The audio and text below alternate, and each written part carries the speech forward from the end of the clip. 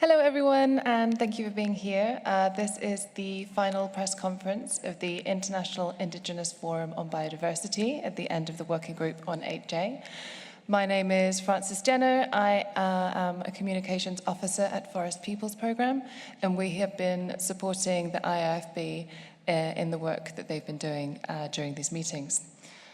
It is amazing to work with these people. They have been working really hard over the last couple of days during these meetings, and they have such a great understanding of both biodiversity conservation, sustainable use, but also how we can implement the Kunming-Montreal Biodiversity Framework at the international, national, and local levels. So I'm going to introduce you to our panelists today. We've got Ramsin Karmushu to my right here, from Kenya, Duji Carino, Jennifer Corpus, and Abby Kitmer. And I'm going to hand over to Ramsin to start us off. Thank you very much. Oh, I'll hand over to Joji to start us off. Thank you very much. Thanks very much, Frances. Welcome to everyone who's here at the press conference. I'm going to speak a little bit about the importance of the meeting that's taking place today in light of the Kunming-Montreal Global Biodiversity Framework. So we probably all know that this Kunming-Montreal Biodiversity Framework, a strategy of the Convention on Biological Diversity and related biodiversity conventions, has actually been a long process of 4 years, having been interrupted by COVID and the lack of possibility of having face-to-face meetings. However, I think the world was very interested in what was finally adopted in Montreal in December 2022, because I do believe that what was adopted is quite a bold and ambitious global biodiversity framework, which has a number of very new important elements, which, for example, for indigenous peoples, were exciting and transformative. One, the value, the contributions, the rights of indigenous peoples and local communities as key custodians of biological diversity and also as embodying cultural diversity across the world was fully acknowledged within this strategy. So I think that has to be celebrated, because now governments were saying that in addition to working collectively across government to deliver and to implement this strategy, they would work very closely with indigenous peoples and local communities, women and youth, and across society. So this is more whole of society approach compared to previous implementation, which was more limited and not fully inclusive, or how do I say this? It was more involving environmental ministries and their networks and their bodies, rather than this broad section of all sectors within government and across all of society. And part of that was actually the adoption of a human rights-based approach. And this is actually bringing together two big pillars of the United Nations: the human rights pillar that is fundamental to all UN bodies, but also this is a big development, for example, for the Rio Conventions that were adopted in 1992 to actually give a strong voice to indigenous peoples and local communities, but also women and youth, and also the recognition of a right to a clean, healthy, and vital environment. So these are very strong new features of the Kunming-Montreal Global Biodiversity Framework, but especially if we start looking into its goals and targets. Across these goals and targets are strong acknowledgement and also inclusion of the role that indigenous peoples and local communities would be playing in their implementation.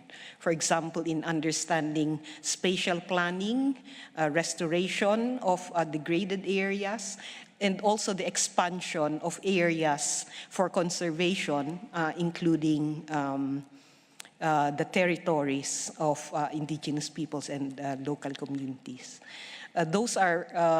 There's recognition of customary sustainable use of our traditional occupations and how we carry this out. And of course, traditional knowledge as strongly complementary to science and other knowledge systems for providing the evidence and providing the very strong basis for decision making. That is a broad description of what was adopted in Montreal. And so we are very excited to come here to Geneva for the meeting of the working group on traditional knowledge, because this is the body that would start working on the details of implementation for a new program of work on traditional knowledge and related work that needs to be carried out under the new global biodiversity framework. And also importantly, to establish mechanisms or a body that would actually oversee and give guidance on the implementation of this work.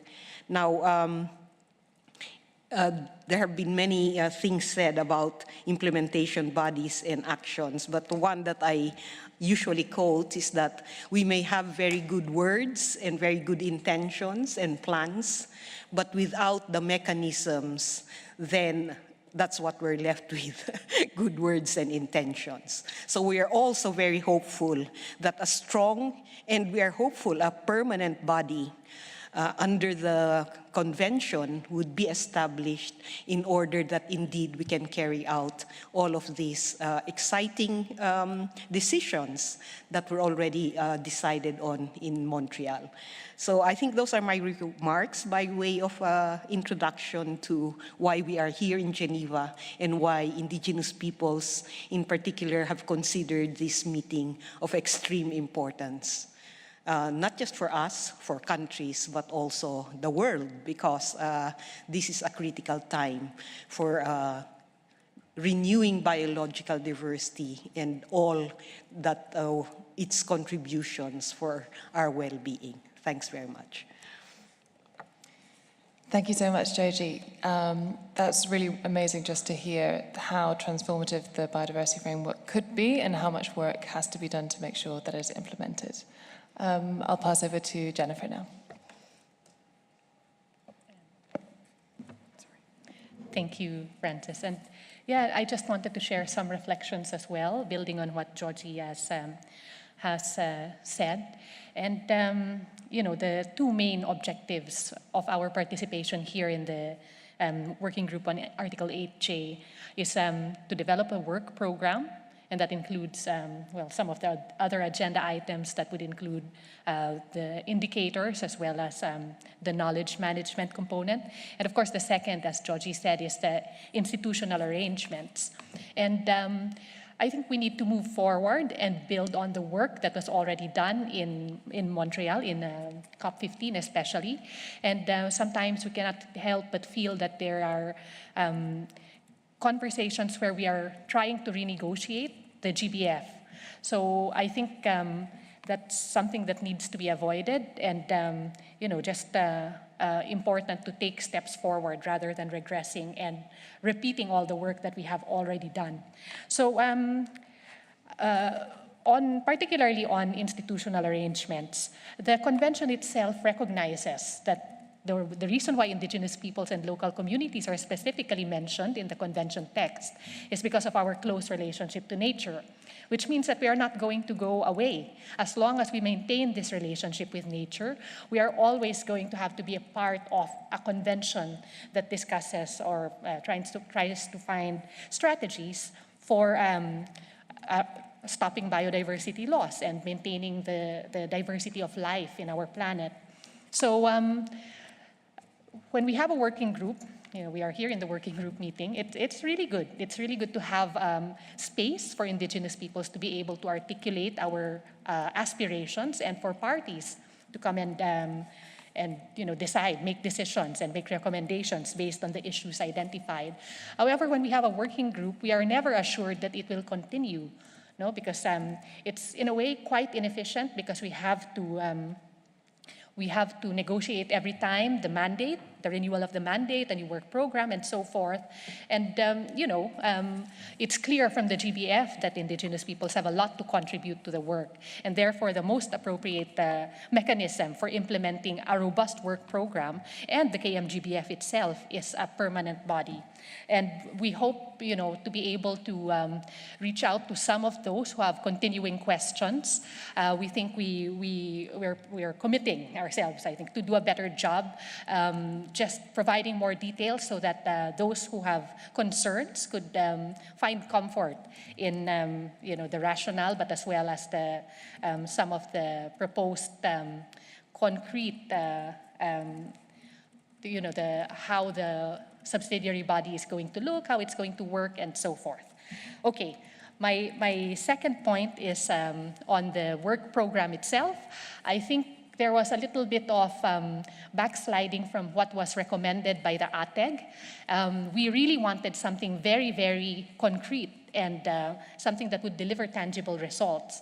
And I think because of maybe some lack of understanding, we were in conversations where, instead of, for example, very concretely saying develop guidelines, now we have a little bit of watered down language, and we are hoping that this is something that we can continue to reflect on and continue to strengthen, when we get to the time in COP16, when we revisit parts of the work program.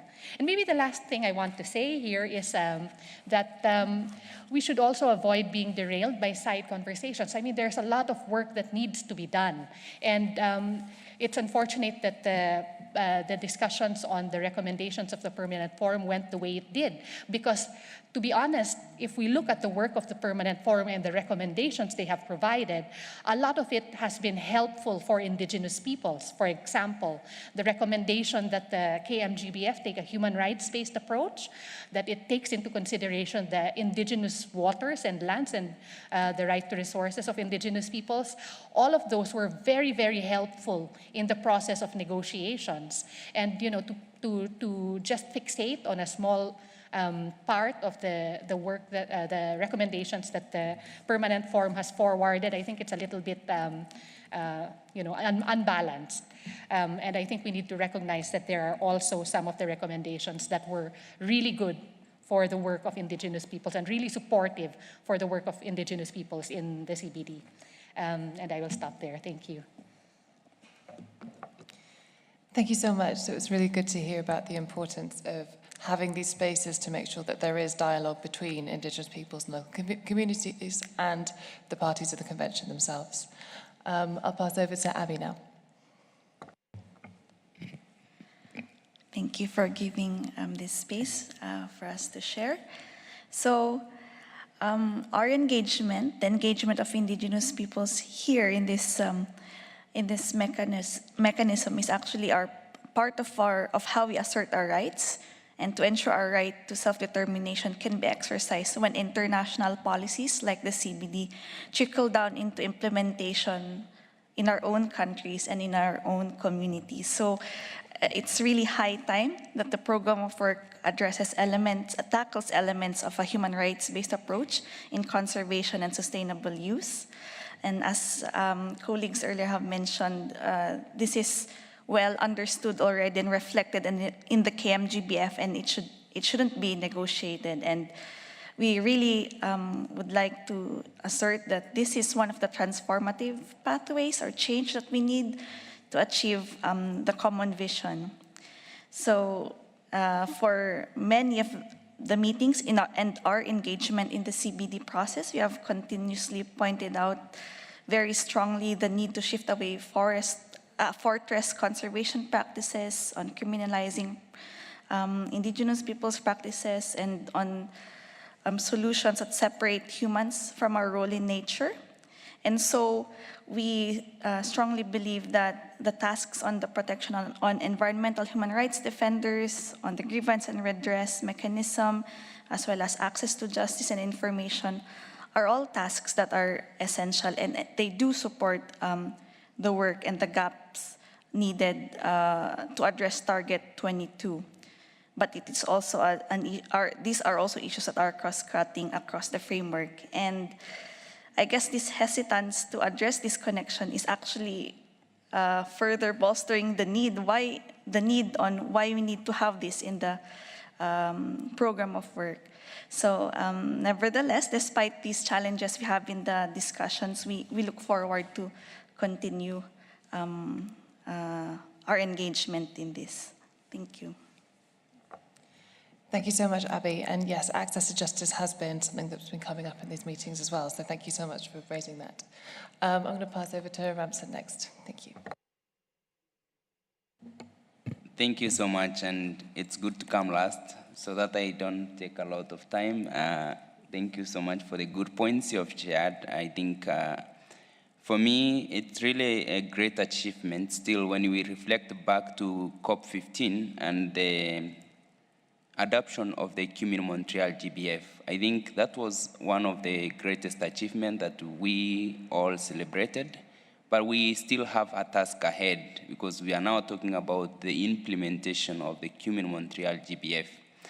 And I think when you try to look at the whole document of the Montreal, which has so many targets, it has goals and so many other elements, it's good to really realize that everyone is still needed in moving forward. And by moving forward, the indigenous peoples and local communities, of course, we still believe that we are the custodians of nature and we are still very important in the implementation of the Montreal GBF. One of the things that I would mention is that the end of something is the beginning of a new thing. And the beginning of a new thing, of course, we need to think of how to do things in a different way, probably, or in the same way, if the same way that we have been doing it is still working. But in some cases, when people when we are going for change, then it might also require some kind of changes in terms of how we do things.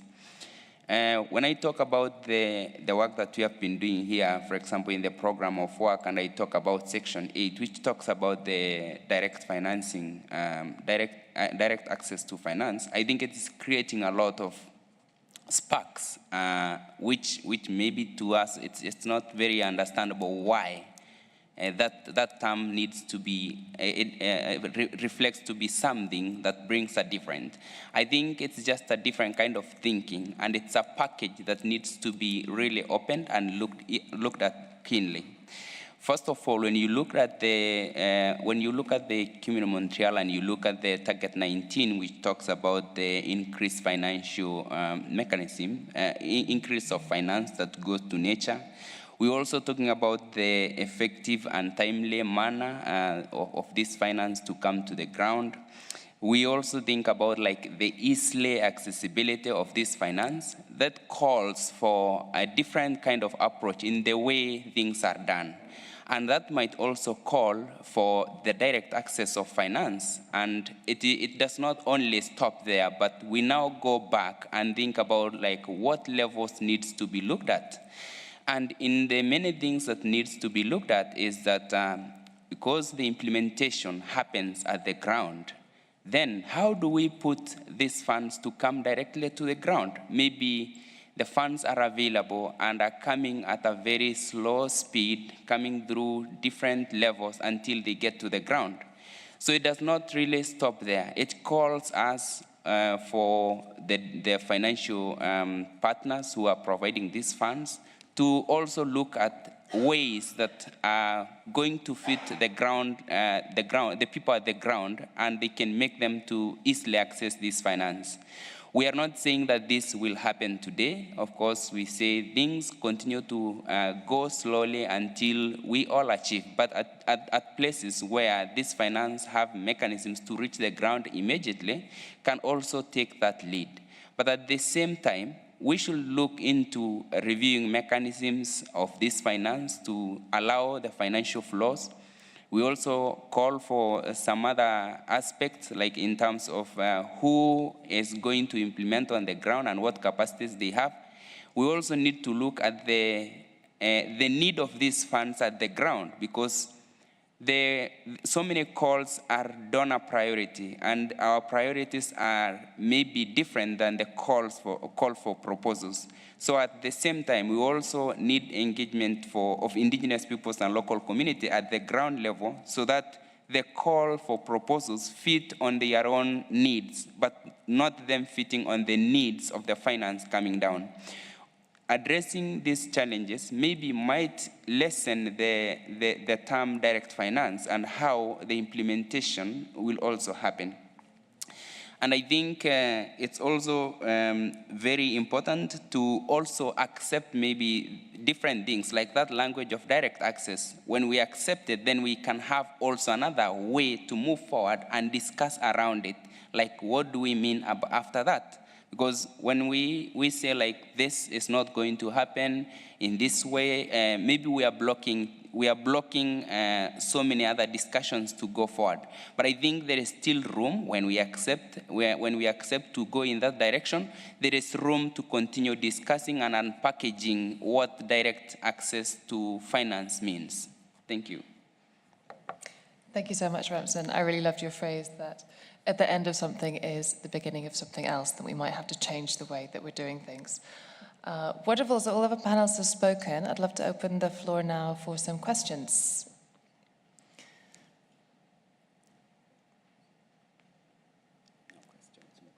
No questions?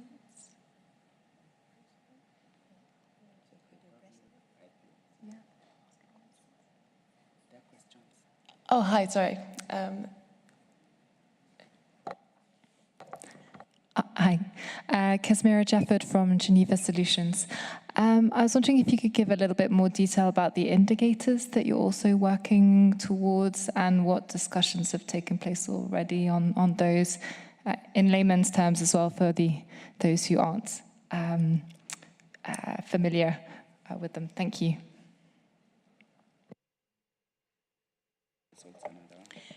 Yes, among the decisions made in Montreal was together with the Global Biodiversity Framework, a monitoring framework will also have to be adopted at the same time, because in the past strategies, the monitoring framework and indicators were agreed rather late, and also, if we just look at the practice, were not fully used in the monitoring and reporting. Realizing that parties are determined that alongside the revision of national plans, we have the monitoring framework and indicators that will also be put in place to review progress that's being made, which parties will actually include in their national reporting, and this will contribute to a stock take globally at the midterm on what progress is being made. So there is already a working group within the convention, an ad hoc technical, they call it the ad hoc technical expert group, that is developing the details of that monitoring framework, particularly headline indicators, which will be reported on by all parties. The indigenous peoples and local communities have also been developing traditional knowledge indicators, which have already been adopted by the parties. This would include monitoring linguistic diversity, land use change, land tenure, traditional occupations, and also our direct participation in decision-making around biodiversity. So these indicators are really very directly related to how we live with biodiversity and those issues which are fundamental to be monitored in order to ensure that our full participation is actually being realized, but also that we are not being endangered or threatened by the implementation of these programs. So we have a well-developed proposal on our inclusion in the use of these indicators. So these discussions are ongoing. And I think just to make clear the various processes involved, so we had the KMGBF. We have an ongoing work on the monitoring framework, the whole GBF. This meeting this week is also updating and reviewing the indicators that are highly relevant to indigenous peoples, and these are called the traditional knowledge indicators. And our report from here will contribute to the work of that expert group, and that expert group will be making final recommendations at the end of next year. They're calling it, this is the meeting of COP16, the Conference of Parties, that will also agree the monitoring framework that accompanies the program of work. So yes, that is another important part of the meeting this week, that in addition to agreeing a program of work, we're also going to agree a monitoring framework within this program. Thank you. Thank you very much. We've also got a question up here.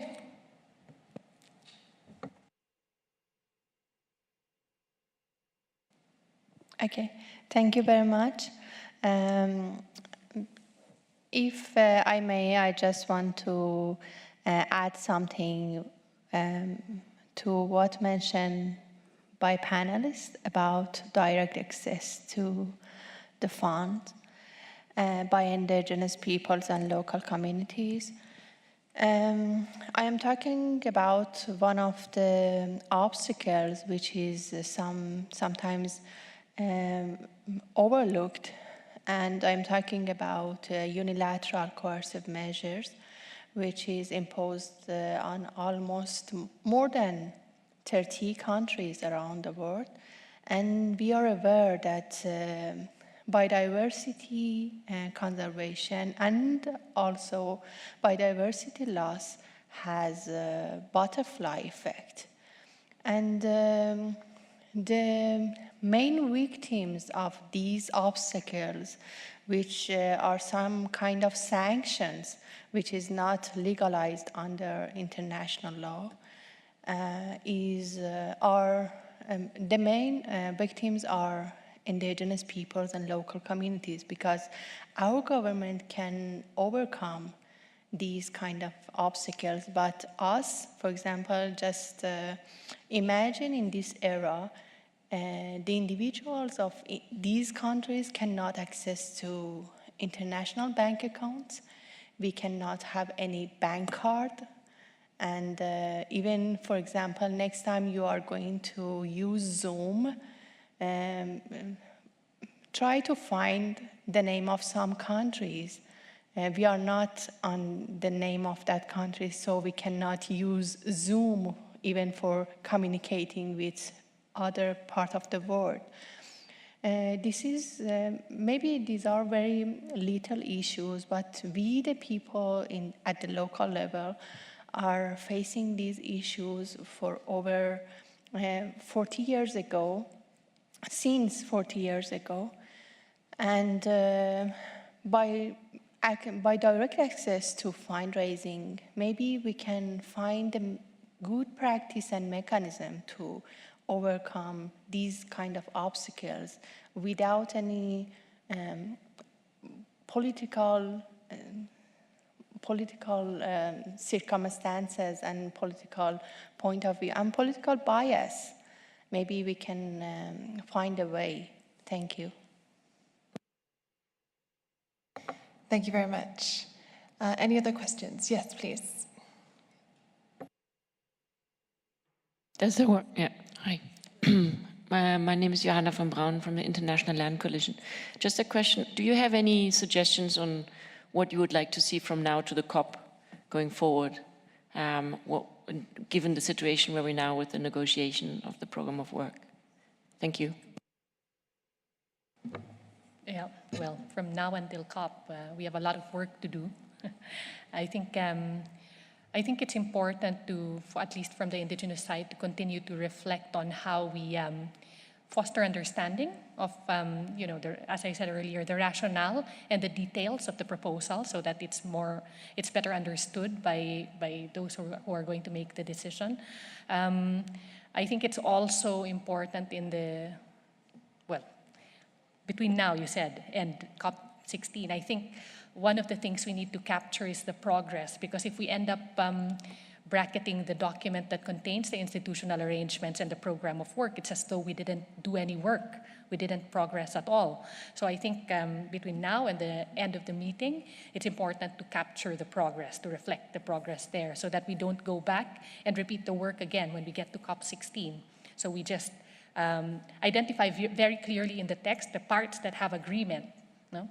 So that the only thing remaining to do in COP16 is to look at the areas where there are disagreement. From the Indigenous caucus side, among Indigenous peoples and local communities, I think it's also important to have dialogues, because it's important to show also a united front and show how we work on the substantive issues within the Biodiversity Convention together, rather than apart and under different contexts and regimes. Thank you so much. Any other questions?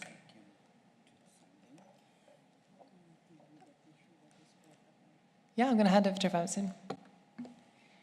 Yeah, thank you so much. I think, again, like the way we said, direct finance does not really, or the implementation of the KMGBF is not, it's not a one-person approach, it's not a one-country approach, it's not a one-region approach, but it's a whole world approach. And I think this should also go down all the way to all countries from the international level. We should go all the way to regions and also see all these mechanisms on how these funds will go even to those areas that are facing challenges of receiving funding.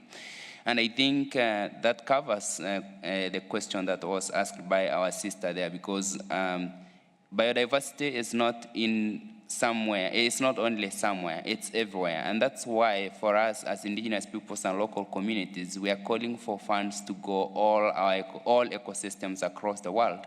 It's not only like thriving ecosystems, but all ecosystems. It's not only to some regions where maybe developing countries, but everywhere that has this biodiversity or any ecosystem, because even died ecosystems needs to be revived to continue living and such.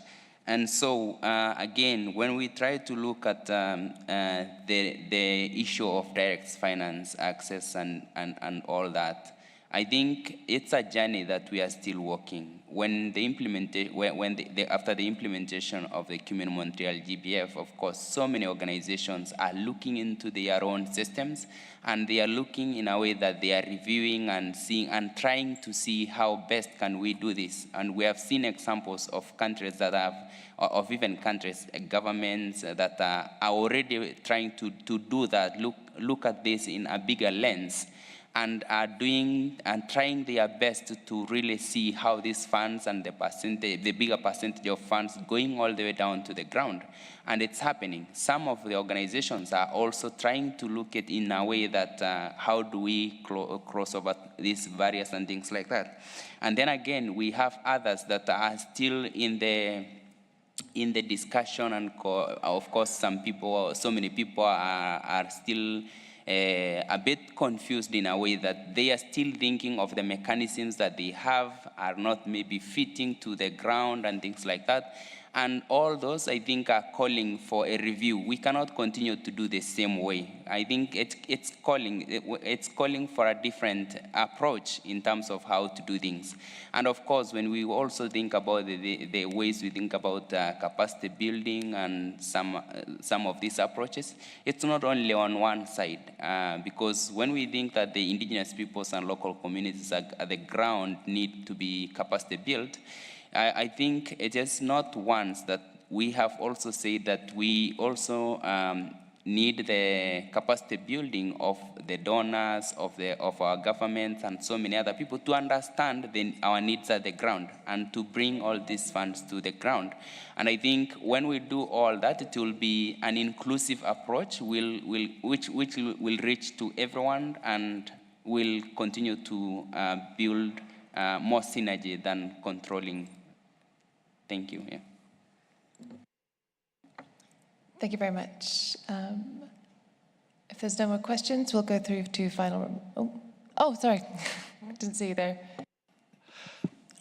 Hi, Chris Chapman from Amnesty International.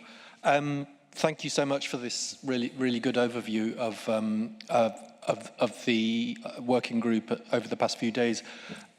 We've seen at the working group some quite confrontational and quite very resistant language to the work that you're doing and the progress that you want to make, resistance to human rights protections. I mean, for example, wording on the killing of environmental human rights defenders being deleted from some of the texts. Do you feel that the atmosphere of, in terms of making progress on human rights safeguards around biodiversity, is it getting more difficult? Is there more resistance? Is there more polarization among states? And how do you engage with that? Do you go and speak to the member states who seem to be opposing some of these human rights safeguards? And what can, for example, me as working for an international human rights organization, how can we help with this? Thanks.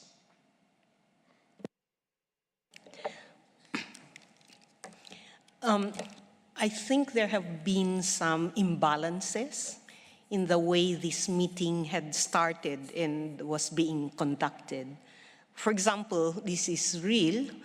There has been disproportionate attention on terminologies of indigenous peoples and local communities.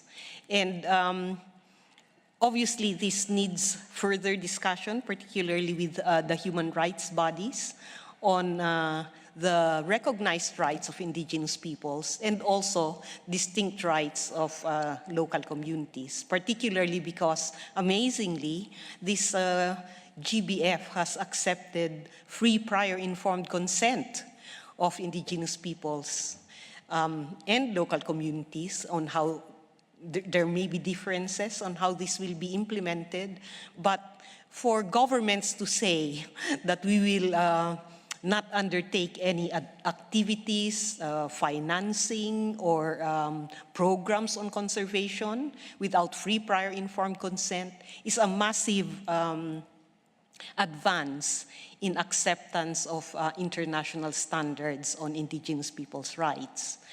However, when differences in understanding and implementation of this very central term within the global biodiversity framework started inflaming governments, then this was where a lot of their attention started being put, right? Rather than on the core areas of the program of work where we can actually advance, regardless of differences in terminology. So I'm struck by how different was the spirit within Montreal, where everybody celebrated this advance in what we're calling a transformative framework. And for example, the meeting within the expert group, because we had to prepare for this meeting, and there was an expert group that met. And again, that was very collegial and united in mind and purpose and made a united report for this meeting. However, maybe not all parties were very familiar with that report, and which was why a lot of issues had to be reopened and almost renegotiated. So this issue of really very direct communication with parties, after all, they'll be the ones to implement at the country level. We really have to step up that work, because what we're proposing now is a changed approach, ways of working from the way international conventions have been going. I mean, in climate, in biodiversity, in sustainable development, really, unless human rights are put at the center and all of us are part of the implementation, we have made strongly the message that we will again fail after we monitor where we have reached in a couple of years, in a few years' time, actually, not a very long time. So I think it's quite a big change for governments to understand that human rights is not a separate mandate or a separate piece of work, but now has to be actually respected and fulfilled. And all of these protections for environmental human rights defenders are part of the implementation of this new program. So yes, there's a lot to do to change the way we work, and also to change the way governments embrace the actors whom they say are their key partners. Thank you. Thanks very much. I have just got a question online from Sonam Lama from Mongabay. And she's asking that if it is any subject of consideration, how does COP16 plan to incorporate diverse voices from among Indigenous communities, given that CBD aims to cover the whole globe, and linking that to access to finance as well?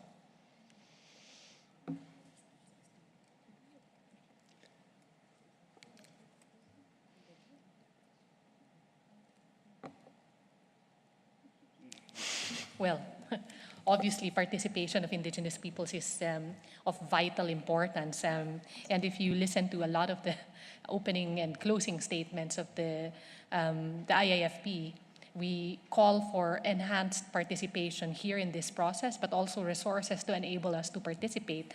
And we're also pleased that there are some countries that are stepping up. They are contributing to the voluntary fund, but also they are trying to approach Indigenous peoples to see what we need in order to be well prepared for COP16.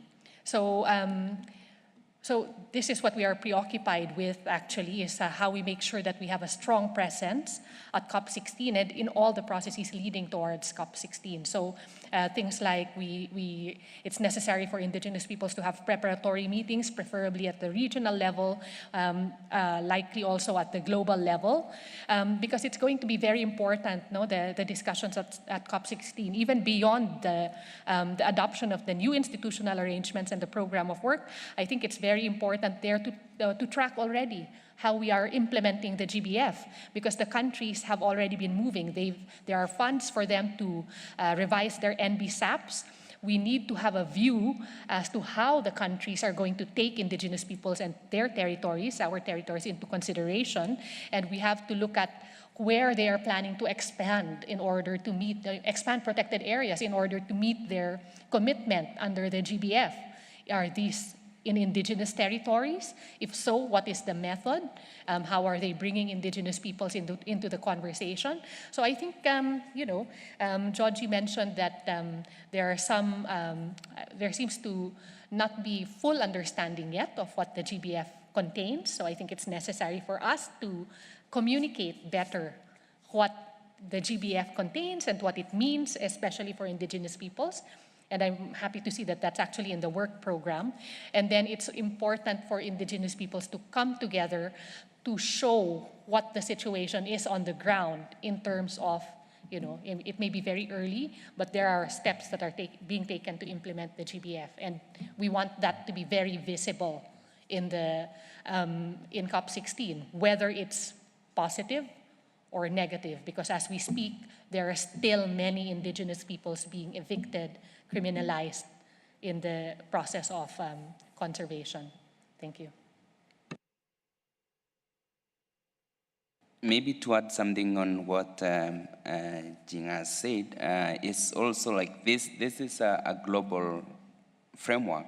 And I think towards COP16 also, we also have to see the countries having this encouragement of developing their own NB-subs and also include the indigenous peoples and local communities from the national level, because that also includes everyone in the framework and the achievement of the framework.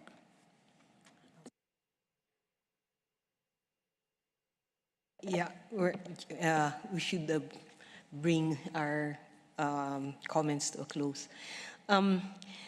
This issue of transition and transformation is really, really difficult. The economic and political systems, the incentives for continued growth, even transition in energy will require expansion of mining, for example, for renewable or new rare earth metals. And truly, the space for continued expansion into our lands and territories where biodiversity is, it is a very strong driver for biodiversity loss, the continued economic growth and continued use of fossil fuels and all of this, compared to what is being asked for and being delivered by indigenous peoples of defending territories, looking at solutions for climate mitigation and adaptation, community-based solutions. So really the how do you call this? Transformation in the mainstream economic and political systems versus the initiatives and innovations coming from communities. These are two they seem to be still going in different directions, despite the recognition where a lot of the solutions would lie. So we're not dreamy-eyed that this is an easy task, but nonetheless, we are clear where some of the enablers and solutions lie. And one of them is states have to be serious about their obligations on human rights, right? And also, for example, their commitments to valuing traditional knowledge as equivalent to science or technical solutions. These are the kinds of things that are requiring dialogue with our governments and also the whole of society putting their weight behind these types of local initiatives, which I think are the ones that are currently delivering the progress on this big global framework. Yeah, thanks. I wanted to make those contextualized statements. Thank you very much. I think we will do closing comments now, please. Abby, do you want to start?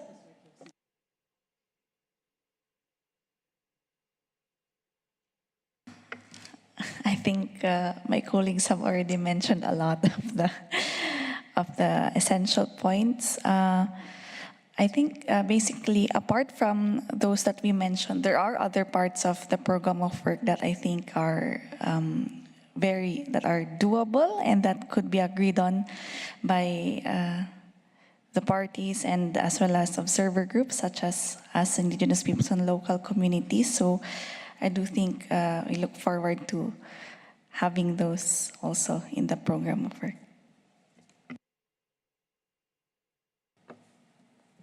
Maybe my closing thoughts are, one of the closing thoughts that we also had in COP15 in Montreal. Indigenous peoples are here and we're actually really wanting to contribute to the work of the convention. And we've always been wanting space to be able to do it. We had it we got a lot of indigenous language in the GBF, but I think now it's time to, be very, very practical about it and provide guidance for how to do it on the ground, because that's where things are going to matter what we do here actually, this is just one part of what we need to do. The bulk of the work needs to happen on the ground. And I think, you know, if we manage to adopt a good work program, then that enhances our ability to continue our work on the ground. And we shouldn't shy away, for example, from, you know, the time for the UN to work in silos is past. We have to acknowledge that the work in the human rights system by the Permanent Forum, other bodies affect what's happening here in the CBD, in the same way that the CBD also affects what happens in human rights and in other bodies. So probably my call is let's not shy away from those interconnections, because this is how we get to transformation, to being transformative. Thank you. Thank you so much again. And for me, towards this journey, it's a difficult journey. Let's be positive in our thinking. Let's be inclusive in the way we try to make decisions, so that we go in this journey together. We're leaving no one behind. And finally, let's trust one another. And when we trust one another, we believe that things will change, and we accommodate everyone on the table. And you also accept maybe things that are hard to accept when you trust on everyone, that they are biodiversity, of course, protectors, conservationists, and things like that. When we trust also the indigenous peoples, there's also that kind of trust of giving them roles to continue implementing KMGBF and things like that. Thank you so much.